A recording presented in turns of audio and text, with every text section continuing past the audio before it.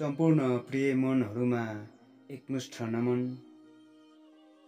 गजलकार उमेश विश्वकर्मा सागर, नरहरिनाथ गाउँपालिका 2 कालीकोट, हाल कर्म गर्ने सिलसिलामा बेङ्गलोरमा हुनुहुन्छ।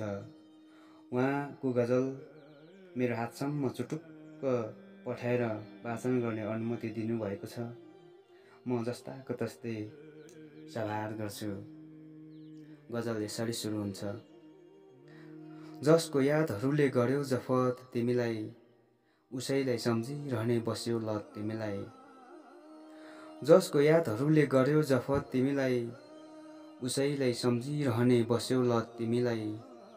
धोकेबाजको सम्मेलन हुँदैछ छिट्टै आउनु, धोकेबाजको सम्मेलन हुँदैछ छिट्टै आउनु।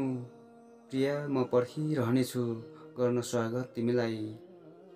मलाई आपद विपदमा छाड्यो ठिकै त छ, मलाई आपद विपदमा छाड्यो ठिकै त छ। म चाहन्छु कहिले नपरोस् आपद तिमीलाई।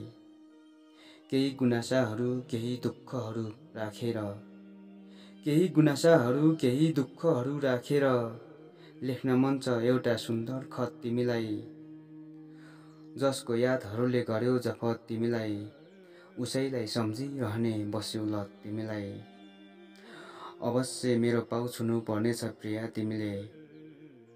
गजलको मक्ता। अवश्य मेरो पाउ छुनु पर्नेछ प्रिया तिमीले, अवश्य मेरो पाउ छुनु पर्नेछ प्रिया तिमीले। कुनै दिन पर्यो भने मेरो जरुरत तिमीलाई, कुनै दिन पर्यो भने मेरो जरुरत तिमीलाई। जसको यादहरूले गर्यो जफत तिमीलाई, उसैलाई सम्झिरहने बस्यो लत तिमीलाई।